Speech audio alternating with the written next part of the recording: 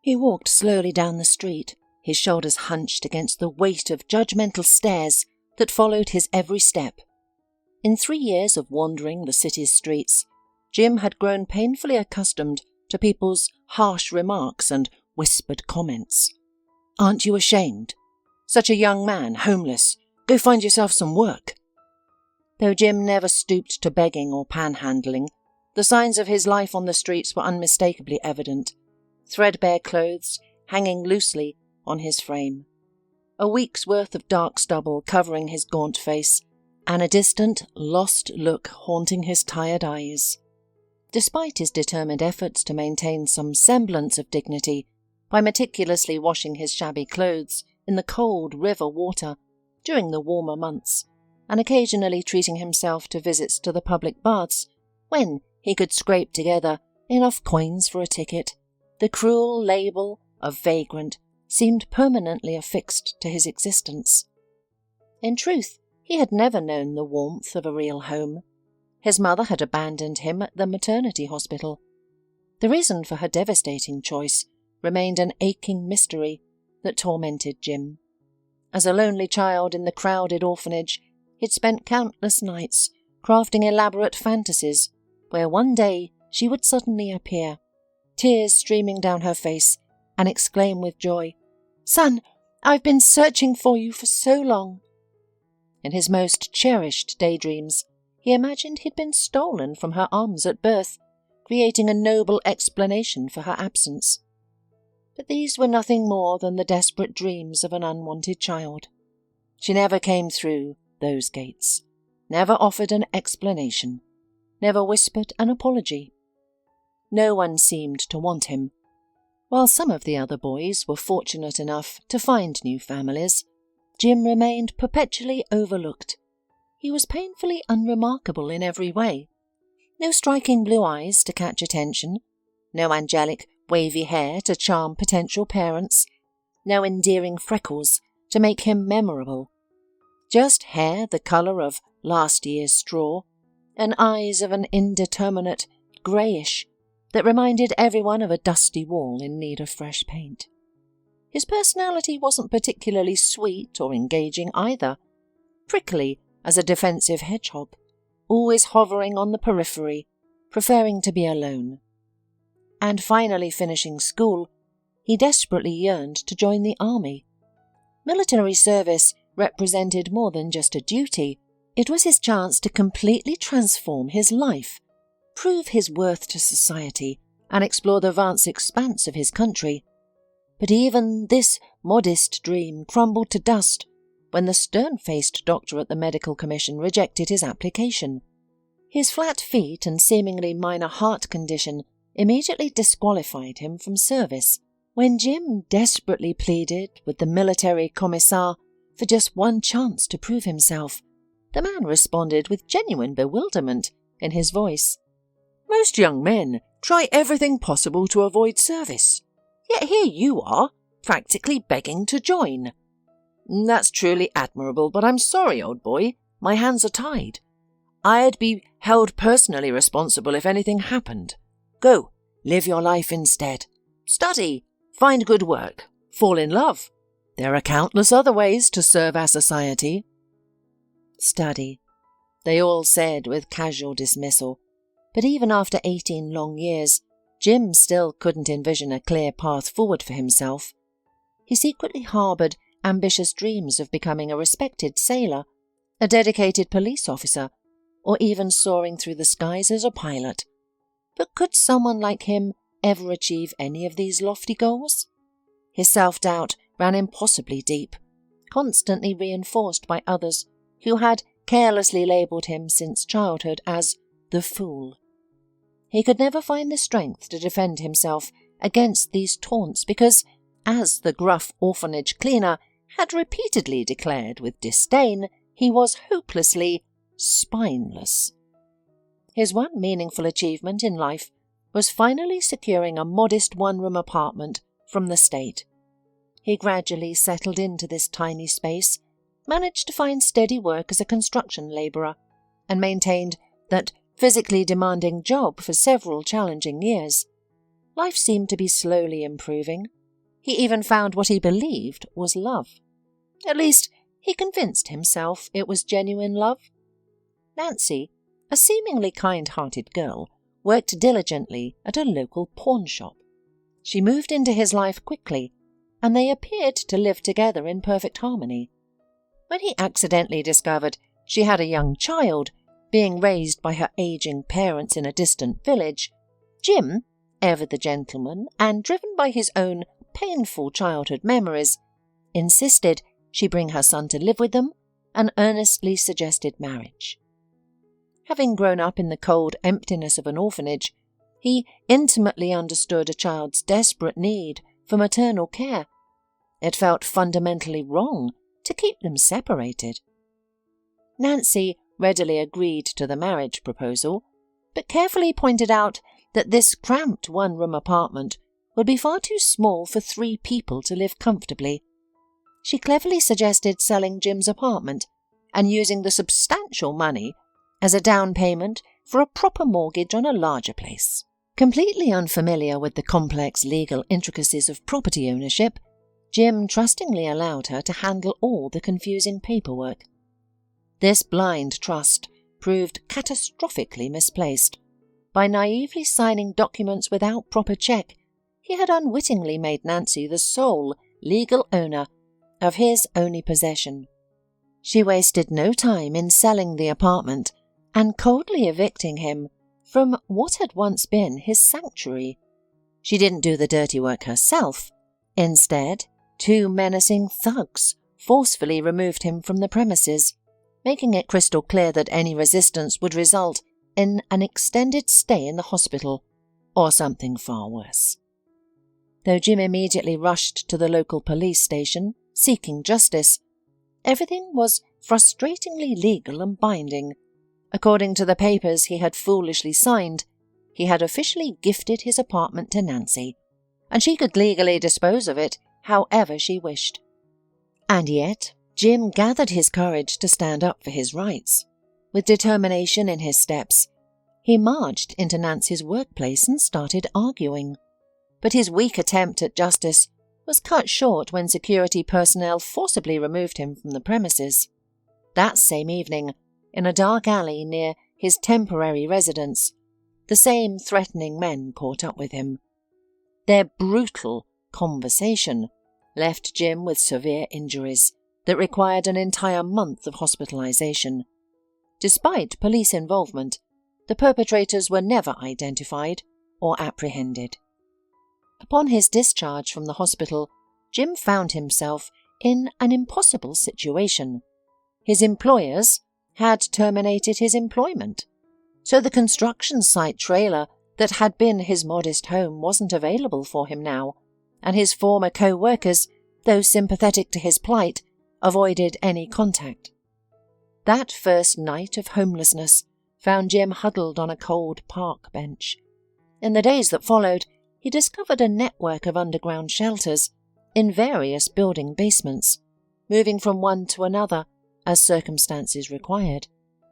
Through sheer determination, he managed to secure part-time employment as a manual labourer and maintenance worker. When work was scarce, he learned to identify which store dumpsters contained salvageable food items, though this survival strategy often led to confrontation with other desperate individuals seeking the same resources. Street life in some way hardened Jim. He learned to survive in this world, yet not civilized, but at least so.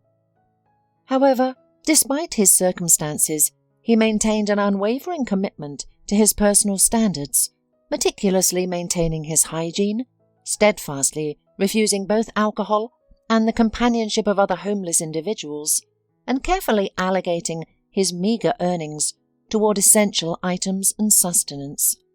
While his wardrobe consisted mainly of discarded clothing from waste bins, he took particular pride in occasionally purchasing new socks, a small luxury that helped him maintain his sense of dignity. Through it all, he clung tenaciously to the belief that his circumstances were temporary, that somewhere on the horizon waited an opportunity for positive change. In addition to other part-time jobs, Jim often went to the dump. Although there too everything is tough, all the heaps are literally divided between other brothers and sisters in misfortune. But Jim managed to snatch his piece, where he occasionally found non-ferrous metal which he sold to a familiar bargainer. On this morning, Jim approached the dump with no expectations. He had missed the prime scavenging hours when fresh deliveries arrived, and he knew other collectors would have already combed through the most promising areas. Nevertheless, he maintained a glimmer of hope that something valuable might have escaped their notice. Like many in his situation, he often entertained fantasies of discovering hidden treasures, perhaps a misplaced suitcase filled with money, or an antique chair concealing valuable secrets. Though reality typically offered nothing more exciting than damaged furnishings, worn-out textiles, and occasional pieces of scrap metal. The junkyard appeared deserted when he arrived, exactly as he had anticipated. He methodically searched his usual territory before venturing into less familiar areas, acknowledging the likely futility of his efforts. Suddenly, his probe made contact with something unusual. His pulse quickened with familiar anticipation. Could this be the moment when his persistent dreams of a treasure finally materialized? Carefully extracting the object, he found himself holding an elegant woman's handbag. With mounting anticipation, he began his inspection. While cash seemed unlikely, he allowed himself to hope for jewelry or other valuables. He was deeply disappointed when the purse was empty. No money, no accessories, not even scattered coins at the bottom. He nearly discarded it immediately. After all, what use was an expensive accessory in his circumstances? Yet something made him hesitate at the last moment, and he decided to keep it, if only because it seemed wrong to throw away something so well made. Jim crumpled it in his hands, and then his fingers fumbled for the hidden zipper inside. Opening it revealed a folded sheet of notebook paper. Jim expected to find mundane contents like a shopping list, cooking instructions, or perhaps a romantic message.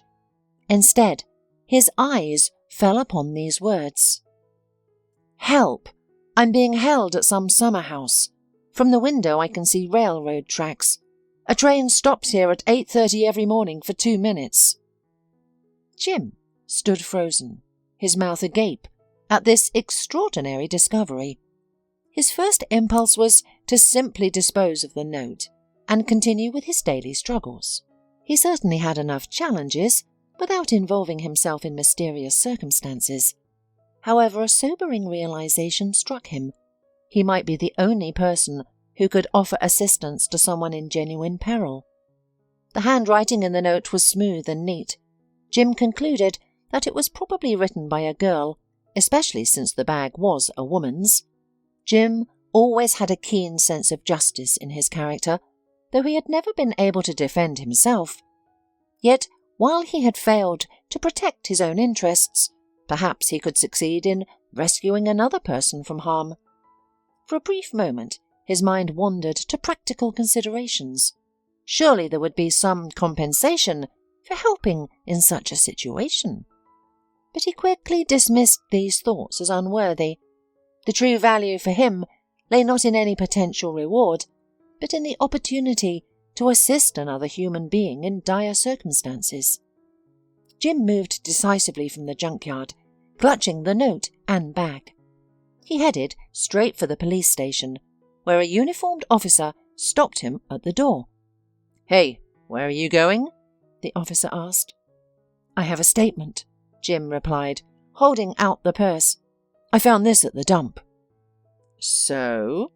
The officer wrinkled his nose in disgust. "There's a note inside saying someone is being held captive." The officer paused, then sighed with a smirk. "Are you drunk or something? What note? What nonsense is this?" "It's right here." Jim reached for the note, but the officer pushed him firmly away from the door. "Get out! There are no kidnapping reports in town. We'd know. What are you standing there for? Leave!" Found a bag, did you? I'll throw you in the drunk tank, and we'll see where you really got it. You stole it, didn't you?"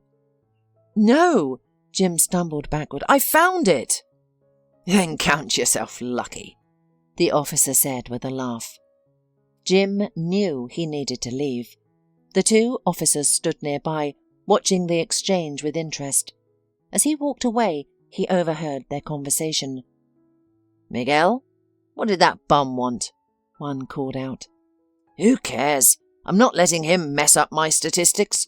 It's month's end and he shows up with this nonsense. Probably drunk with his buddies playing detective. Looks like delirium tremens." "No surprise there. They're all like that," their colleague added. Jim felt crushed by their disbelief. They'd driven him away like a stray dog. The worst part was his inability to help the captive woman, despite his desperate wish to do good. Then inspiration struck. He could handle this himself. He just needed to figure out how. Sitting on a park bench, Jim unfolded the note. Though it lacked an address, it mentioned the summer house as a landmark. The train, location was now key. The train stops at 8:30 in the morning. But which train? He had a lead. Now he needed to check a schedule. Jim racked his brain for solutions. A phone would help, but his was long gone, lost or stolen, though it wouldn't matter with no money on his account. Then it hit him. The station's electronic train map would have everything. So the man headed to the station without delay. An hour later, he knew the name of the station where the train stopped for 2 minutes at 8:30. Unfortunately, there were no more trains today, so Jim asked the ticket cashier how he could get there another way. But the woman, who seemed disgusted by the homeless man's appearance, angrily hissed that she was not a reference bureau and that giving out such information was not part of her job description. A storm was raging in Jim's soul. He wanted to cry out, "People, help! A person is in trouble!" But he remained silent as people hurried about their business, some rushing to catch trains, others returning from trips with heavy suitcases. No one noticed the poor soul in his thin, worn jacket as he tried to figure out how to get to the station he needed. "How long are you going to stand there?" a voice suddenly said near his ear. Jim flinched and looked up. Before him stood a broad-shouldered man in a janitor's uniform. "Sorry, I'll be right out," Jim replied sheepishly, rising from the bench. "I'm just trying to figure out how to get to the village. If not by train, then at least by bus." When the janitor heard the name of the station, he smiled kindly. "Funny coincidence, my grandmother used to spend every summer in that village, growing tomatoes and cucumbers. My family sold the cottage later. There's a bus stop across the street. Your bus is number 45. Jim glanced uncertainly toward the station exit, then thanked the man and turned to leave. "Hey, do you have a bus fare?" the janitor called after him. Jim shook his head. That was the simple truth. "Here," the man said, pressing a few bills into his hand. "This should cover your fare and maybe a snack for the road." The shuttle bus arrived quickly. Throughout the journey, the other passengers eyed Jim's ragged appearance but remained silent. The driver paid him no mind. After all, the man had paid his fare. People got on and off along the way, while Jim stared out the window, lost in thought. What would he do when he arrived? He couldn't just stand in the village centre shouting, "Who's locked up here?" He'd have to inspect the cottages, risk being mistaken for a thief. They'd either call the police or take matters into their own hands. Though Jim increasingly felt helpless, he pressed on. Finally, Jim stepped off the bus at a shabby stop. Beyond lay the cottage village, modest summer houses interspersed with a few imposing mansions. A typical Dasher settlement. Fortunately for Jim, there were no residents. It was mid-October, and the last of the gardeners had harvested their crops and departed. Only stray cats and dogs remained, abandoned by their negligent owners. He knocked on doors and peered through windows, but no one answered. Walking down the street, Jim eventually sank onto a bench near one of the houses. He was exhausted, hungry, cold and directionless. Everything was pointless. He wouldn't find anyone here. Where would he sleep tonight? What would he eat? What a fool he'd been, giving in to this chivalrous impulse to rescue some phantom victim. There was no one here. Then he heard a car engine. Jim caught sight of the car, pulling away from the only luxurious cottage in the area. Could the victim be there? The railroad was visible from that side. It was worth investigating. Jim decided to examine the mansion's grounds. After the car disappeared around the corner, he approached the gate and pulled. Locked, of course. A security camera loomed on a nearby pole. Jim surveyed the neighbouring plot and realised he could access the yard undetected through it. The fence there was lower, just wooden boards with no visible cameras. Jim smirked. These rich folks think thieves only use the front door. But he wasn't a thief. He was on a noble mission. Gathering his courage, he scaled the fence and surveyed the yard. The yard was empty. He jerked open the front door. Locked. "Hello?" he shouted into the keyhole, pressing his ear against it. Silence. Then Jim went to the outbuildings. "Is anyone alive?" he called out several times. Only pressing silence answered. Then came a noise from an old barn that stood out among the newer buildings. A faint knock sounded from inside the door. "Help!" came a woman's voice, quiet but tearful, as if drawing its last breath. Jim rushed to the doors. They were sturdy, secured with a huge padlock. "Hey, can you hear me?" Jim shouted. "How did you get in there?" "He locked me in. Help!" the female voice called back. "Did you write the note?" "Yes, help!" The woman's voice suggested she was close to fainting. There was no time to waste. Jim scanned the area for something to break the lock, but found only well-manicured lawn grass everywhere. He circled the barn and spotted a small window under the roof, barely large enough for a cat.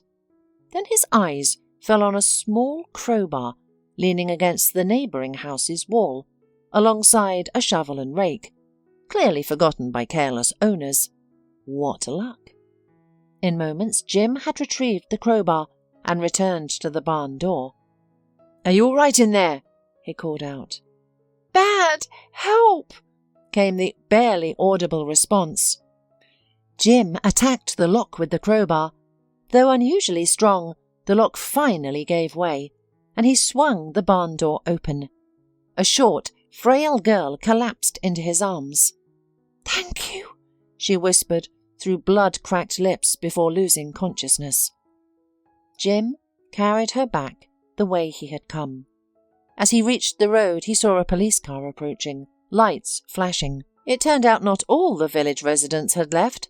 An elderly woman had spotted what she thought was a homeless man prowling around, peering through windows and doors.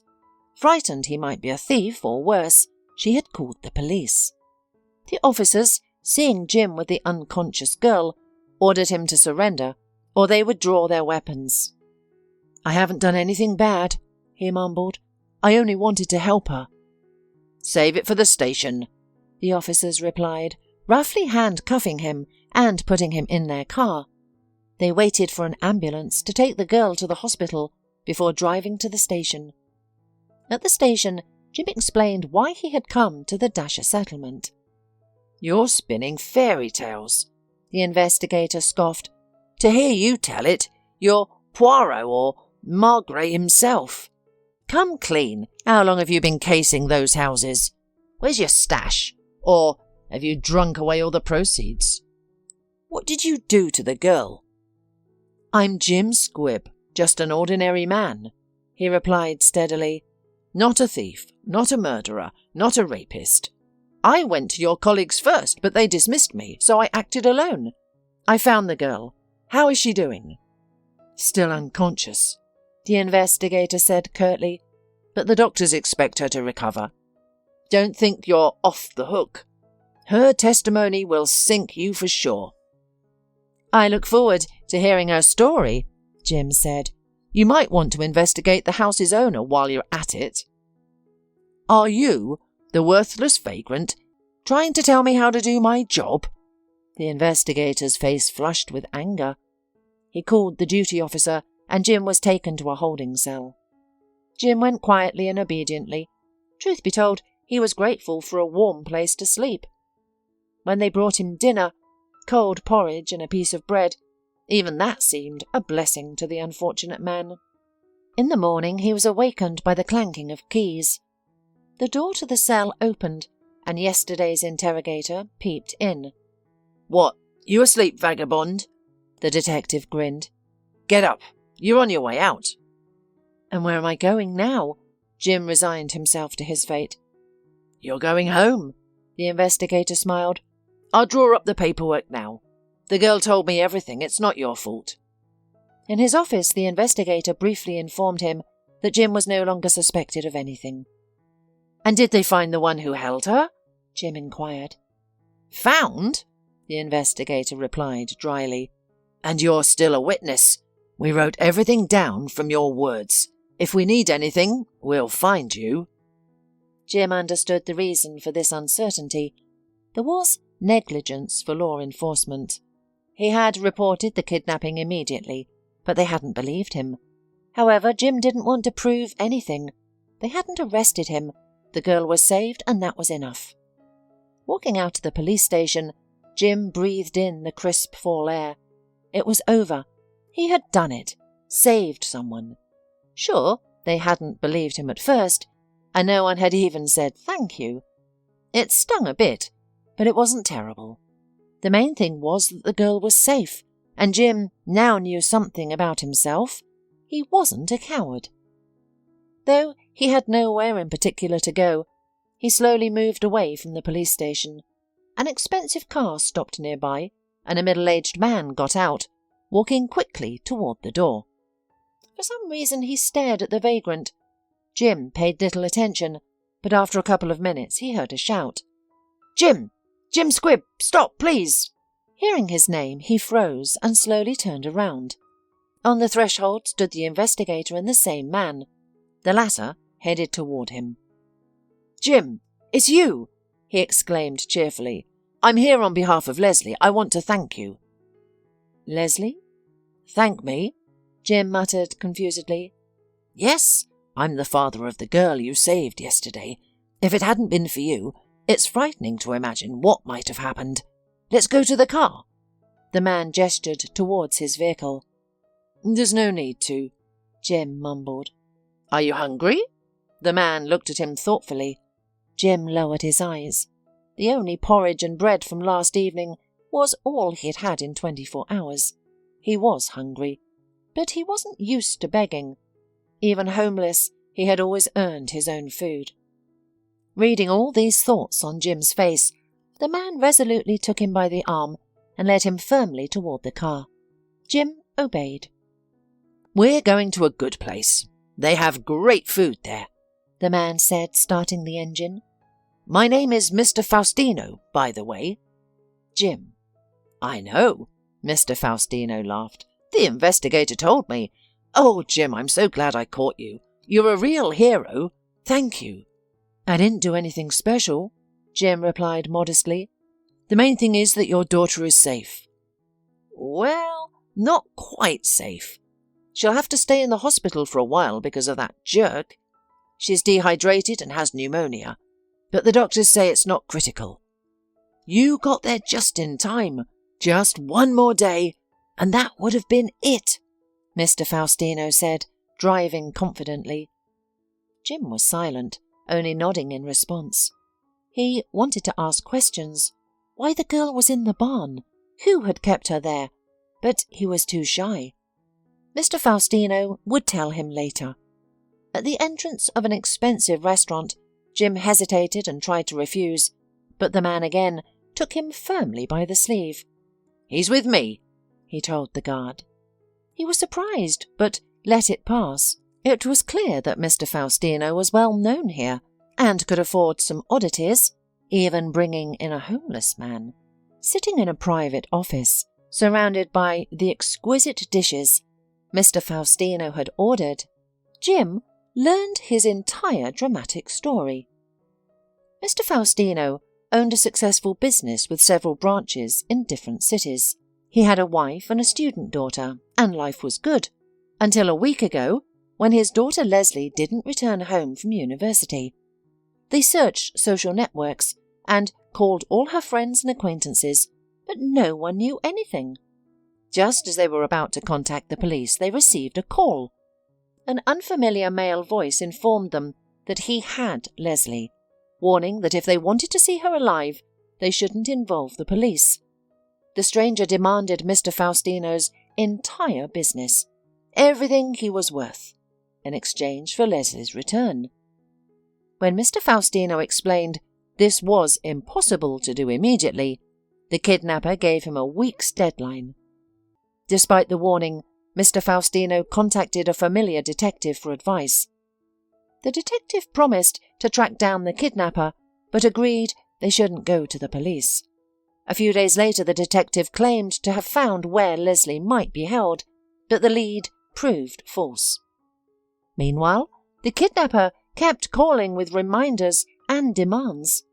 As time ran out, the girl's father began preparing documents to sell his business, too terrified for his daughter's life to contact the police. Then suddenly, he received word that Leslie was in a city hospital. When he and his wife arrived, Leslie was already conscious and told them everything. That day she'd left the university and encountered the detective her father occasionally hired for minor matters. His name was Nigel. He was about 30, and the naive 20-year-old girl had taken a liking to him. When Nigel offered her a ride, she accepted. During the drive, he gave her a cup of coffee, and after that, she had some kind of blackout in her memory. She awoke in a cold shed. It was night, she was terrified, and her phone was missing from her coat pocket. Though she screamed for help, no one heard her. By morning, exhausted on the damp floor, she was startled awake by a train horn.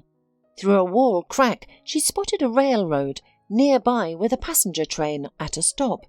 Leslie checked her watch, which thankfully remained on her wrist, and memorized the time. Using some empty crates, she managed to peer through a high window, discovering she was being held in a farm building within what appeared to be a Dasher settlement. After analysing her situation, she decided to write a note to throw from the window. Finding a notebook and pen in her purse, she described her surroundings in case the wind carried her message far away. Just as she finished writing, she heard footsteps. She quickly tucked the note into her purse before the door opened, revealing Nigel, no longer the charming man she had known, but a monster. When Leslie tried to scream, he taped her mouth shut, bound her hands, took her purse and left. She didn't see him again for days, though she heard him visit the Dasher occasionally and approach her door, likely watching through a crack. He never entered or spoke to her. It seemed he was simply waiting for her to perish. After several days, she managed to free her hands and remove the tape, but her voice was gone, and she lacked the strength to make noise. Having had neither food nor water all this time, she had developed a fever. Just when she thought it was the end, she heard an unfamiliar man's voice. Before losing consciousness, she rushed to the door, remembering only that she saw a destitute man, probably homeless, but she didn't care. The main thing was that he was a man. Then, darkness. She woke up in the hospital. Nigel was detained this morning when he tried to flee at the airport after returning to the village and finding Leslie gone. Finishing his story, Mr. Faustino said, "I never expected him to do that. I trusted him, and he almost destroyed my daughter."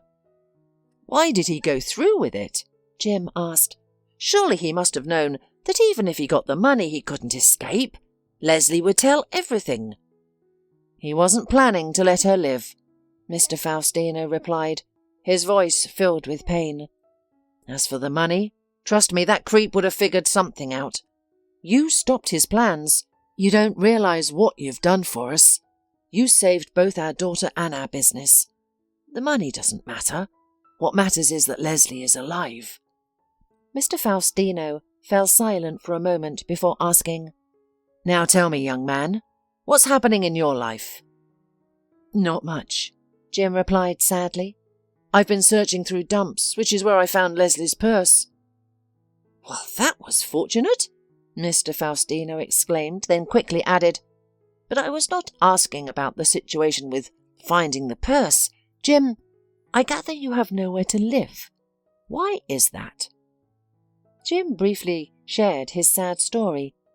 Mr. Faustino listened carefully before offering his help, something Jim hadn't expected but gratefully accepted.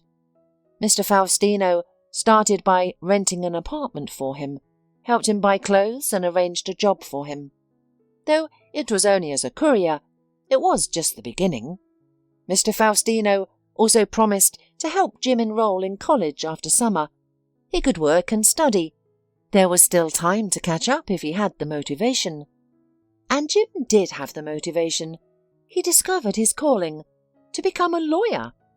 He stayed friends with Leslie and found true love with Sarah, a nurse at the local hospital where he had had his medical check. At first he couldn't understand why Sarah loved him, a poor man without a good background. He even asked her about it. "What a silly thing," Sarah laughed. "You're the best man in the world.